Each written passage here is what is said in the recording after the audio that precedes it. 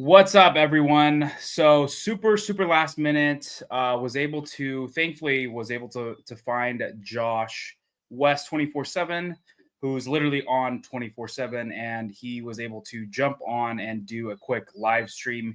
He is 3 hours ahead of me, so hence why he is literally in pitch black. But given his history coming from a legacy auto and the dealership model, I thought that this was a really important moment to kind of capitalize on. So I'll just share real quick. Okay. So what happened? We just had the first ever fully autonomous vehicle delivery that happened in Austin, Yep. and Elon actually went into a little bit of detail. So congrats to Jose.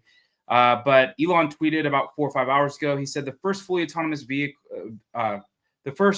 autonomous delivery of a Model Y from the factory to a customer home across town, including highways, was just completed a day ahead of schedule.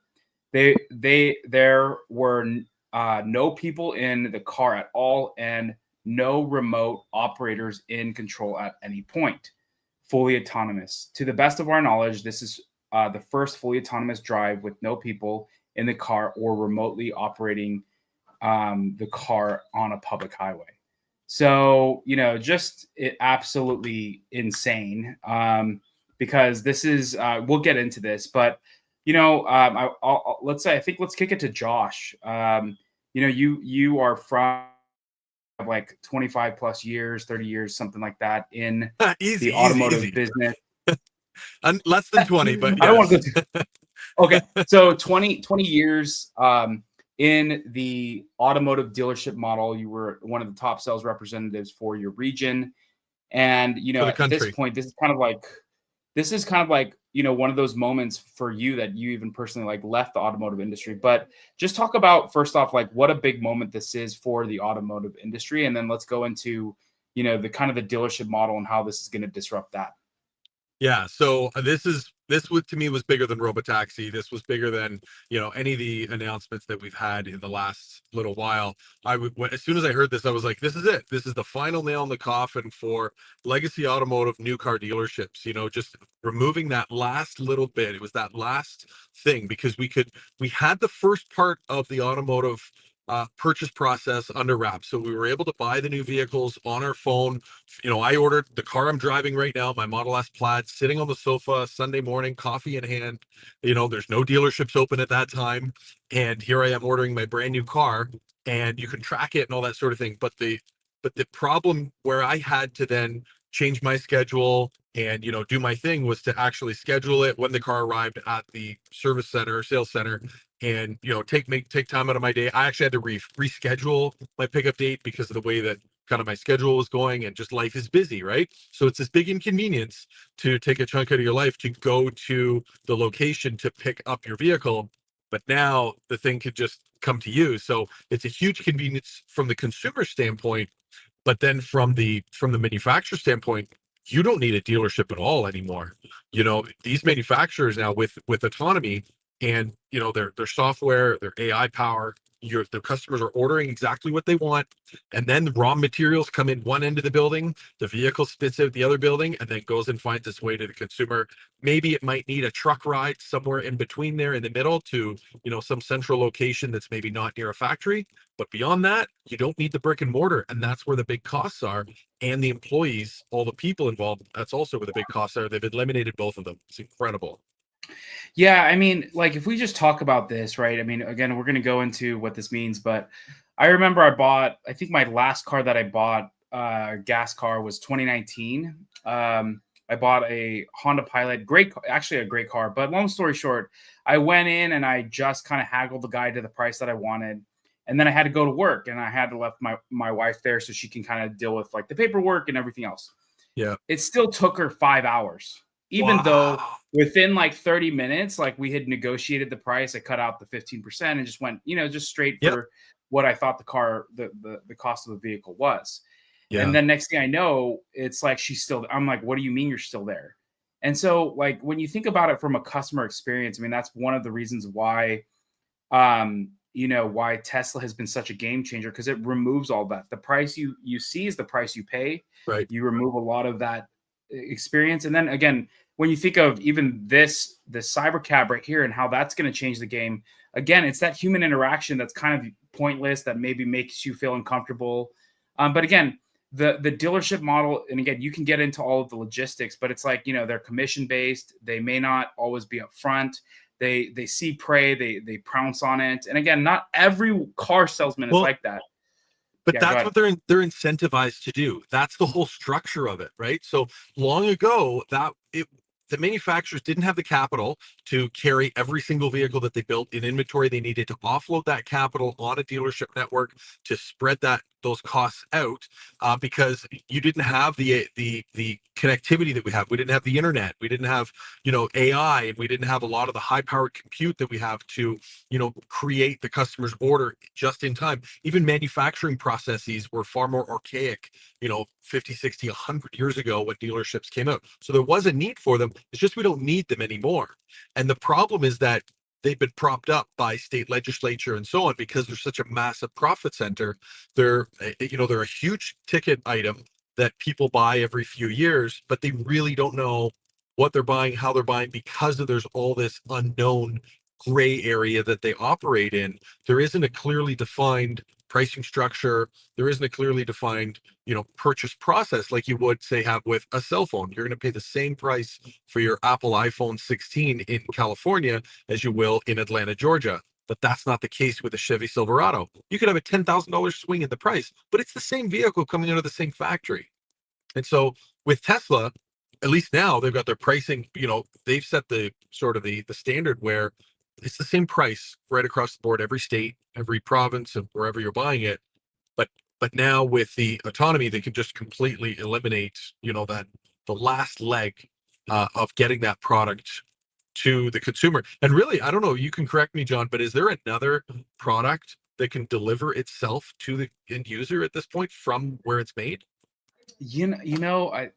I'm drawing a blank right I now. No. So I Yeah, think Elon commented on that. I mean, he literally said, I think he said right here, this is like from what they know, from what Elon knows off the top of his head, this yeah, is the first ever. So this is like just a big moment. I mean, like personally, so you've been scouting all these robo taxis for weeks now, and like yep, I was new to the game. I was able to jump onto one of the plus ones with Hans. He was one of the first 20 people to get access. But for me, probably maybe in the same way, this is the moment that I've been waiting for, jumping into the robo taxi, knowing that this car can be mass produced, that they can literally make the same fleet of Waymo in 5 hours, that you have Uber and Airbnb all in one. And again, this car looks like every other car, right? And so, right. and they can make it profitably as well. And so if sales, once sales stop becoming actually a thing, they can just throw it into their own robo taxi fleet and they're good. But for me, that was the moment where I was just like sitting in the car, you're watching this thing turn itself. And I feel like probably maybe for you, this is what this moment is like, where it's like you see this happen, where you see this person, this customer in Austin, Jose, who's with, I believe, the autopilot team and some of their engineers. Yep, And it's so this is just like it. And the great thing I love about this is that this is Tesla. So everyone's gonna overlook this. They're yeah. gonna, not even write an article about it or make up some FUD story about it. And you know what? They're gonna continue to. It's kind of like that frog. You get comfortable and it starts boiling water. Like they're in it, and then it starts boiling Yeah, water, and then next thing you know, cooked. they're dead. They're cooked. Yeah, yeah. And the only thing that's probably going to keep these people alive is going to be regulation and the amounts of money that they throw at some of E- this FUD, right? Even that's not sustainable, right? As the world demands the autonomy, the legislators can only push back so much, right? Before the pressure becomes too great. But I wanted to bring up a point. I was actually in an earlier space with Rafael Teslatino, and he brought up a really good point about why they did this early.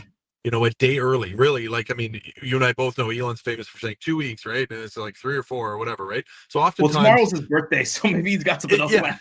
perhaps, but here's a really interesting point that Testantino brought up. He said he's like, we've been down here testing robotaxi, getting accosted by legacy media, looking for dirt, trying to smear this thing, and I think Tesla went and took back control, because these guys were all expecting all of this to go down tomorrow, and now it's like, Yeah. surprise, there's nothing happening tomorrow. It's already done.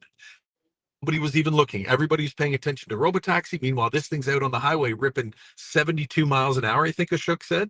So, I mean, it's just like, again, 4D chess move, because these guys were looking for it tomorrow and they already missed it. So Tesla has control of the narrative. They have control of the announcement. They had control of the drive. Nobody was messing with it, cutting it off on the highway or whatever, because they didn't know it was happening. So I think, when I heard that, I was like, that makes sense. What do you think? Yeah, it's really just mind blowing. What's happening here. I'm gonna pull up a real Sure. quick clip, and here, let's just add this to this. Let me remove this, add this to the stage, and let me just make sure. I believe it's going. Should be going. Um, yeah, and here you can see. Let me just even play it even faster. Yeah, so here you can just see again. This is the Tesla is calibrating as it's going through the production line, right? And then here it's just driving autonomously throughout the Wow. whole fact. It's crazy what's happening, and people have absolutely no idea. My question to you is, knowing Tesla and how you've been following it, what do you think? Like, how do you think they're going to potentially scale this and work through this? Do you think this is going to kind of go like, because in the city of Austin, they're now a autonomous vehicle operator. So do Right. you think that it's going to come down to regulation as well too for that, or how do you I think foresee this growing? so. I think the regulation will be a part of it, but I think it's going to be even the bigger hurdle is going to be getting this technology out into customers' hands. I think while the vehicle is still under the ownership of Tesla, there's going to be a lot more ability for them to showcase the technology. I was speaking to someone else about this earlier, and I kind of think, when you order your new Model Y, like let's say within the greater Austin area, you may be able to choose, hey, I want to pick this up at the service center, or I want to choose the autonomous delivery experience, and then, track it on my app, and, get my photos, the video of it driving down the street, pull into the driveway, and kind of get that real excitement. But until that vehicle hits that customer's driveway and that customer physically takes delivery at their home, the vehicle's still under the umbrella of Tesla as far as liability and everything like that. So I think that they'll have, I think that's an easy way to kind of showcase the technology for a little while, get the customer involved, but without having, the liability or anything of putting that tech into the customer's hands. If you follow me in what I'm saying there, that's kind of my thought on it. Yeah, makes sense. I Like a mean, soft rollout. yeah, I mean, just like anything, right? I mean, because next thing you know, yeah, it's just, but yeah, I think I'm really proud of Tesla. I think, this has been such an insane year. And as you were saying Yeah. earlier, this is their moment to take back what the crown, which is Yep. we lead automotive, period. You know what I mean? You may want to, it's crazy. You may, like Mercedes and BMW, they may have a little bit better like cars as far as like the luxury side, but it's not going to be upgradable to fully autonomous vehicles, right? Yeah, I And posted earlier yeah, go today. ahead. I said the new luxury is autonomy. These other vehicles are just going to 100%. look like slugs, because already, I mean, you yourself know, riding in the robotaxi, you then go and hop in behind the driver's seat of your vehicle, and you're like, oh, this is kind of like, it's kind of like old now, right? Because you've already experienced, an option where you don't have to drive. And so I Yeah. think that's going to come really quickly. People are going to be like, whoa, this is life changing, beyond game changer, like life changing, and they're going to demand it. And the legacy companies who don't have it will have to license it or go away. And yeah, in the same way where again, you were just living your life and before you got into a Tesla, right? It's like, Tesla back, like for me, right? Just getting the quick speed, getting the performance Model 3, the P100D, trying out. It's like it was just what sold the card was butts and seats. And I think that this is going to be one of those same things. Like once people, and it's part of the demo experience now where you can go and drive, with full self driving supervised right now. Right. But it's just as this continues to get better and pushed to the limits, they're like, again, you might have a weekend car, so go ahead, jump in your Porsche. I mean, very few people can afford to do that, but people who have these long commutes, the car is going to become like an airplane where it's a Yeah. workstation now. And so that's part of your commute. You won't realize it. Sure, it's going to suck to still do a 2-hour commute, but you can work that into your work schedule and just sit back. So I Yeah. would 100% agree. Like I had one friend who, just because of all the political stuff, they went and got a BMW, and they started to tell me about, like, kind of like, oh, I had to, pretty much read through the whole, get reacquainted with legacy auto again, and then telling me like about all these, like, Yeah. just things of why you would leave legacy auto and why you got Yeah. into a test in the first place. But now with this, it's just like you're almost going to have to, you just like wasted money leaving, and then now you're going to be coming back. And Yep. again, these cars are affordable. That's the insane thing, right? You can get into a Model Y right now, what, for $499 a month, $399 a month, whatever the amount is for like a 2-year lease. It's nothing. So yeah, I think it's going to be a game changer. It's a big moment for the automotive industry. And again, that they're going to be sleeping on this. Yeah. But the people who maybe have a clue are going to be like, Well, yeah, and there's kind of two schools of thought there, John. Like I'm talking the dealership world. So there are some that are like, oh yeah, I see this coming, but it's a long way off. And then there's some that are like, oh yeah, that could never happen. The Titanic is way too big to ever be sunk.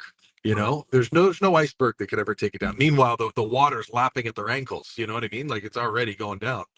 And I think that those guys that are refusing to see what's in front of them, they're the ones that are just going to go away. The other ones are just going to be late, very late to the table.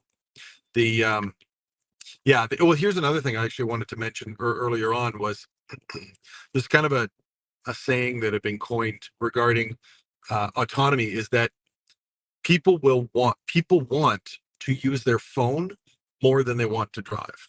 And I think that's going to be one of the key factors in autonomy adoption is that you can just hop in your vehicle and then you can do your thing. Because the whole idea of, social media and everything, it's only gaining momentum, right? Our connectivity, video calls, all this type of thing, being able to do this while you're in motion, while you're in transport, and then removing the safety concerns that are out there with people that are driving distracted. I have a couple buddies who are cops, and they're saying that the distracted driving accidents far outweigh the drunk driving collisions nowadays. yeah, no, you're bringing up a big point right now, and I mean, I've been guilty of it, right? And you want to, like, that's valuable time on the road that you want to somehow get back, and so you unfortunately just stick up your phone and you're looking and you're distracted, and so this will 100% save so many lives because again, why do people want autonomy? It's because it's safer per mile, right? It's going to be, Yeah. they're objective. They don't get drunk. They don't get tired. And again, the list goes on for why this makes complete sense. So, Totally. yeah, I mean, yeah, go ahead. I was just going to say there's one other thing that we kind of didn't touch on yet, and that's to do with service. And when there's a service concern with the vehicle, or even getting an accessory installed or whatever, that's not obviously compromising the self-driving unit software and cameras and so on. Um, the vehicle will be able to take itself to a service center, which is another huge saver because then Tesla doesn't have to cover loaner cars or Uber credits or anything like that. And then of course the consumer never has to leave their work or wherever because the vehicle will go out, get its appointment done, and come back by itself to pick them up. These are all just things that kind of to consider with what's gone on today with this vehicle Yeah, I driving mean, itself. service is gonna be forever changed, as you said, right? Because now, if I have my Tesla, and I mean, instead of like, ooh, like again, just this is all money that the experience for service is gonna change. And then also too, just like again, costs are gonna be saved with Tesla too, and because not only well, depending on if my car can drive itself by then, right? My car can Hmm. just drive itself to the service center at some point if it's drivable, or I take it, as you said, like I take it to myself.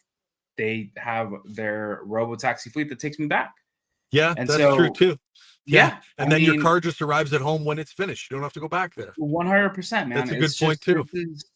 this is because now this stuff is real. We are no longer talking about a what if, right? We literally have the first person ever to have received their vehicle. The Amazing. blood's been spilled now, and Yeah, this is just going to be a knife fight.